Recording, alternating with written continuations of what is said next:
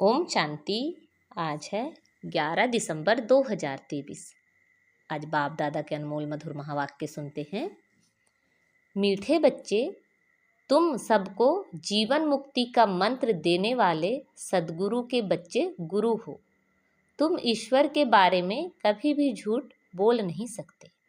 आज की मुरली से प्रश्न है, सेकंड में जीवन मुक्ति प्राप्त करने की विधि और उसका गायन क्या है? उत्तर है, सेकंड में जीवन मुक्ति प्राप्त करने के लिए प्रवृत्ति में रहते कमल फूल समान पवित्र बनो। सिर्फ इस अंतिम जन्म में पवित्रता की प्रतिज्ञा करो तो जीवन मुक्ति मिल जाएगी।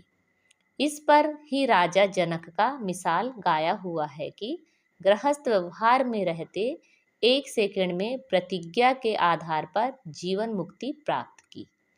आज मुरली में गीत बजा है, यह वक्त जा रहा है। ओम शांति। बाप आते हैं सबको सेकंड में जीवन मुक्ति देने। गायन भी है, सबका सद्गति दाता, जीवन मुक्ति दाता एक है।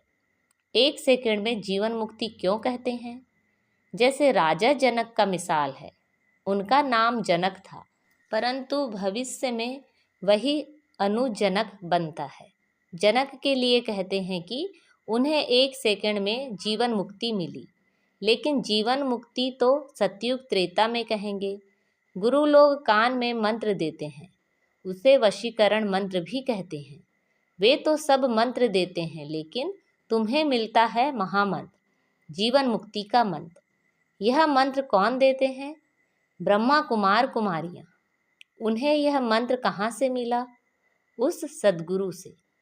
सर्वोत्तम तो एक ही बाप है, फिर तुम बच्चे सर्वोत्तम बनते हो। उनमें सर्वोत्तम गुरु होते हैं। तुम भी सद्गुरु के बच्चे गुरु हो। गीता सुनाने वाले को भी गुरु कहा जाता है। नंबरवार तो होते ही हैं। तुम भी सत बोलने वाले गुरु हो। तुम कभी ईश्वर के बारे में झूठ नहीं बोलते हो। पहले पहले तो तुम पवित्रता के ऊपर ही समझाते हो कि बाप से प्रतिज्ञा करो, हम कभी भी विकार में नहीं जाएंगे। झूठ आदि ना बोलना, यह तो कॉमन बात है। झूठ तो बहुतों से निकलती रहती है, पर यहाँ वह बात नहीं है। यहाँ है पवित्रता की बात। गृहस्थ व्यवहार में रहते इस अंतिम जन्म में हम बाप से प्रतिज्ञा करते हैं कि हम कमल पुष्प समान पवित्र रहेंगे। तो यहाँ पवित्र रहने की बात है। कहेंगे, यह तो बहुत उच्च मंजिल है, यह तो हो नहीं सकता। तुम कहेंगे, वाह, क्यों नहीं हो सकता? यह तो गाया हुआ है, कमल फूल समान। यह दृष्टांत शास्त्रों में लिखा हुआ है। जरूर बाप ने ही ऐसी शिक्षा दी है भी भगवानुवाच या ब्राह्मणोवाच। भगवान सबको नहीं सुनाते हैं, ब्राह्मण बच्चे ही सुनते हैं। यह बात तुम्हें सबको समझानी है। मूल बात है पवित्रता की। कमल फूल समान पवित्र बनना है। जनक मिसल, वह जनक फिर अनुजनक बना। जैसे राधे अनुराधे बनती है। कोई का नाम नारायण है तो भविष्य में अनुनारायण बनता है। यह एक्यूरेट बात है। तो जो भी आते हैं उनको समझाना पड़े। सुना तो है सेकंड में जीवन मुक्ति। गृहस्थ व्यवहार में रहते उच्च पद पाया जा सकता है। हम अनुभव से कहते हैं, गपोड़ा नहीं मारते हैं। भगवान नुआज, मुख्य बात समझानी है। भगवान सबका बाप है। जरूर जीवन मुक्ति दाता भी वही है। यह है प्रवृत्ति मार्ग। सन्यासियों का तो है ही निवृत्ति मार्ग। वह कभी राजयोग सिखला नहीं सकते। वह तो घर बार छोड़ भागने वाले हैं। वो यह ज्ञान दे नहीं सकते। यह है राजयोग। गृहस्थ व्यवहार में रहते कमल फूल समान पवित्र रहना है। सतयुग में भारत पवित्र प्रवृत्ति मार्ग था। वाइसलेस दुनिया थी। राजाई में स्त्री पुरुष दोनों चाहिए। तो समझाना पड़ता है, हम अनुभवी हैं। गृहस्थ व्यवहार में रहते कमल फूल समान पवित्र रह सकते हैं। हम जानते हैं कि पवित्र बन बाप द्वारा पवित्र दुनिया के मालिक बनते हैं। पवित्र प्रवृत्ति मार्ग था। अब तो अपवित्र प्रवृत्ति मार्ग है। यह दुनिया ही भ्रष्टाचारी है। वह श्रेष्ठाचारी दुनिया थी। रावण भ्रष्टाचारी बनाते हैं, राम श्रेष्ठाचारी बनाते हैं। आधा कल्प रावण राज्य चलता है। भ्रष्टाचारी दुनिया में भक्ति मार्ग है। दान पुण्य आदि करते रहते हैं क्योंकि भ्रष्टाचार है। समझते हैं मनुष्य जितना भक्ति दान पुण्य करेंगे तो फिर भगवान मिलेगा। भगवान की भक्ति करते हैं, कहते हैं कि आकर हमको श्रेष्ठ बनाओ। भारत श्रेष्ठाचारी था, अभी नहीं है। भ्रष्टाचारी ही श्रेष्ठाचारी बनते हैं। भारत की नई रचना की कहानी कोई जानते ही नहीं। चित्रों के द्वारा अच्छी तरह समझाया जा सकता है। ऐसे ऐसे चित्र बनाने पड़ेंगे। हर एक सेंटर पर प्रदर्शनी के चित्र होने चाहिए। बाबा डायरेक्शन देते हैं, भल लिख दें कि चित्र हमारे पास नहीं है तो बाबा डायरेक्शन देंगे यह बनाओ। फिर सबको भेजो तो सबके पास प्रदर्शनी हो जाएगी। यह चित्र बहुत अर्थ सहित है। पहले पहले यह बुद्धि में आना चाहिए कि हम बाप के बच्चे हैं। भगवान है स्वर्ग रचने वाला, नर्क का रचयिता है रावण। गोले के ऊपर 10 सिर वाले रावण का चित्र बना दो, स्वर्ग के गोले पर चतुर्भुज। लिख भी सकते हैं यह राम राज्य, यह रावण राज्य। इस समय रावण राज्य सर्वव्यापी है, वहाँ हम राम सर्वव्यापी तो नहीं कह सकेंगे। गाया भी जाता है, आत्मा परमात्मा अलग रहे बहुकाल, फिर सुंदर मेला कर दिया जब सदगुरु मिला दलाल। तो जरूर वह आएगा ना, यह हिसाब कोई भी जानते नहीं है। पहले पहले अलग हुई है देवी देवताओं की आत्माएं। यह नॉलेज है, कोई को भी समझाना है। आत्माओं का बाप तो है ना। अब हे आत्मा, अपने परम पिता परमात्मा का ऑक्यूपेशन बताओ। क्या नहीं जानती हो? ऐसा बच्चा तो होता नहीं जो बाप के ऑक्यूपेशन को नहीं जानता हो। बाप बैठ समझाते हैं, तुम अपने जन्मों को नहीं जानते हो, मैं समझाता हूँ। पहले पहले जो देवी देवता हैं वह इतने जन्म लेते हैं, तो हिसाब करो दूसरे धर्म वाले कितने जन्म लेते होंगे। सिद्ध कर बताना पड़े, मैक्सिमम इतने हैं। झाड़ वृद्धि को पाता रहता है। पहले पहले देवी देवता थे, उन्हों के ही 84 जन्म कहे जाते हैं। भारत की नॉलेज है ना। प्राचीन भारत की नॉलेज किसने दी? यह भगवान ने ही दी है। नॉलेजफुल गॉड फादर है ना। ब्रह्मा को भी नॉलेजफुल नहीं कहेंगे, श्री कृष्ण को भी नहीं कहेंगे।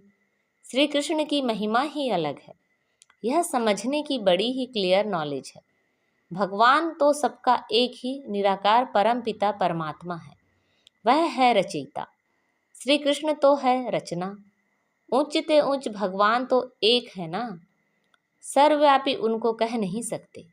भारत में उच्च ते उच्च प्रेसिडेंट फिर नंबरवार और हैं, सबका ऑक्यूपेशन बताएंगे। ऐसे तो नहीं, सब एक ही हैं। हर एक आत्मा को अविनाशी पाठ मिला हुआ है, यह सिद्ध करना है। आपस में राय कर सर्विस के प्लान बनाने हैं।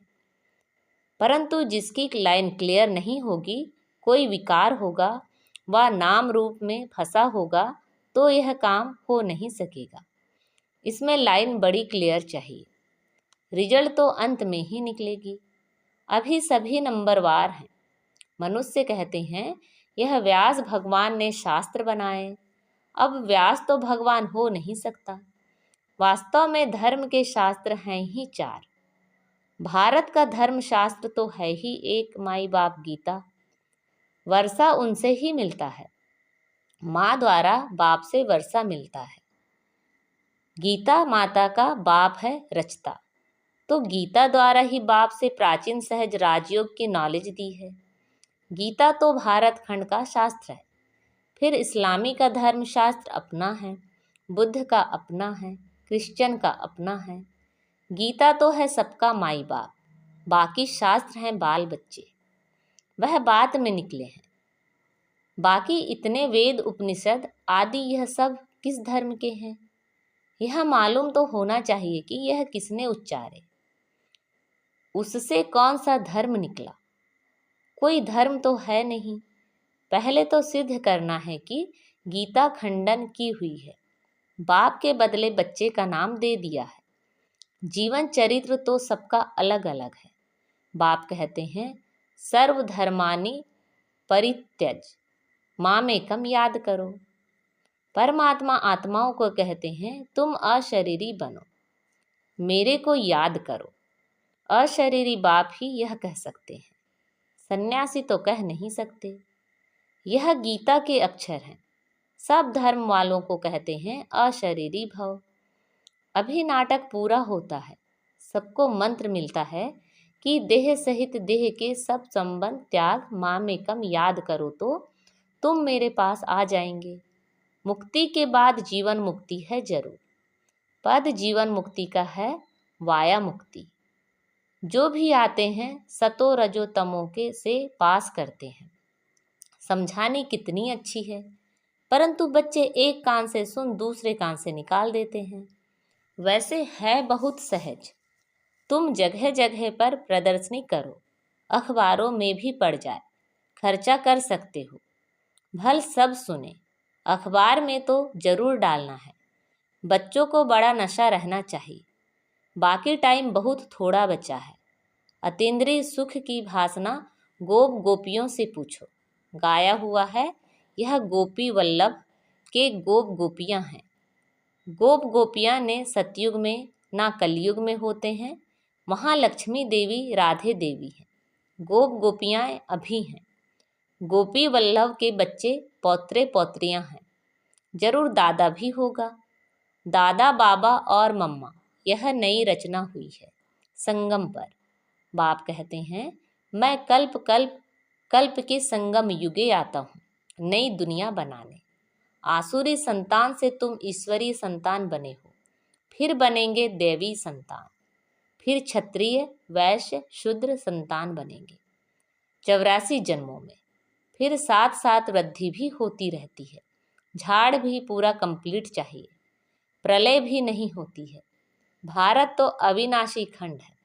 भारत की बहुत महिमा करनी है। भारत सब खंडों में श्रेष्ठ है। विनाश कभी होता नहीं। अच्छा, मीठे मीठे सिखिलदे बच्चों प्रति माता पिता बाप दादा का याद प्यार और गुड मॉर्निंग। रूहानी बाप की रूहानी बच्चों को नमस्ते। हम सब रूहानी बच्चों की रूहानी माता पिता बाप दादा को याद प्यार गुड मॉर्निंग और नमस्ते। अब रात्रि क्लास है 16/4/68 की। तुम ब्राह्मण बच्चों बिगर किसी को भी यह पता नहीं है कि संगम युग कब होता है। इस कल्प के संगम युग की महिमा बहुत है। बाप आकर राजयोग सिखलाते हैं।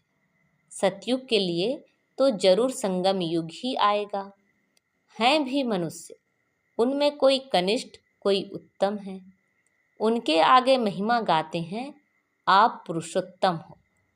हम कनिष्ठ हैं। आप ही बताते हैं मैं ऐसे हूँ ऐसे हूँ।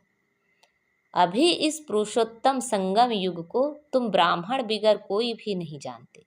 इनकी एडवर्टाइज कैसे करें जो मनुष्यों को पता पड़े। संगम युग पर भगवान ही आकर राजयोग सिखलाते हैं। तुम जानते हो हम राजयोग सीख रहे हैं। अभी ऐसी क्या युक्ति रचें जो मनुष्यों को मालूम पड़े, परंतु होगा धीरे। अभी समय पड़ा है। बहुत गई थोड़ी रही। हम कहते हैं तो मनुष्य जल्दी पुरुषार्थ करें, नहीं तो ज्ञान सेकंड में मिलता है, जिससे तुम उसी समय सेकंड में जीवन मुक्ति पा लेंगे। परंतु तुम्हारे सिर पर आधा कल्प के पाप हैं, वह थोड़े ही सेकंड में कटेंगे। इसमें तो टाइम लगता है। मनुष्य समझते हैं अभी तो समय पड़ा है, अभी हम ब्रह्मा कुमारियों पास क्यों जाएं। लिटरेचर से उल्टा भी उठा लेते हैं। तकदीर में नहीं है तो उल्टा उठा लेते हैं। तुम समझते हो यह पुरुषोत्तम बनने का युग है। हीरे जैसा गायन है ना, फिर कम हो जाता है। गोल्डन एज सिल्वर एज, यह संगम युग है डायमंड एज। सतयुग है गोल्डन एज, यह तुम जानते हो। स्वर्ग से भी यह संगम अच्छा है। हीरे जैसा जन्म है। अमरलोक का गायन है ना, फिर कम होता जाता है। तो यह भी लिख सकते हो, पुरुषोत्तम संगम युग है डायमंड, सतयुग है गोल्ड, त्रेता है सिल्वर। यह भी तुम समझा सकते हो। संगम पर ही हम मनुष्य से देवता बनते हैं। 8 रत्न बनाते हैं ना, तो डायमंड को बीच में रखो। संगम का शो होता है। संगम युग है ही हीरे जैसा, हीरे का मान संगम युग पर है। योग आदि सिखलाते हैं, जिसको स्पिरिचुअल योग कहते हैं, परंतु स्पिरिचुअल तो फादर ही है। रूहानी फादर और रूहानी नॉलेज संगम पर ही मिलती है।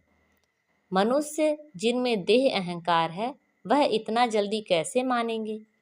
गरीब आदि को समझाया जाता है, तो यह भी लिखना है, संगम युग इज डायमंड, उनकी आयु इतनी। सतयुग गोल्डन एज, तो उनकी आयु इतनी।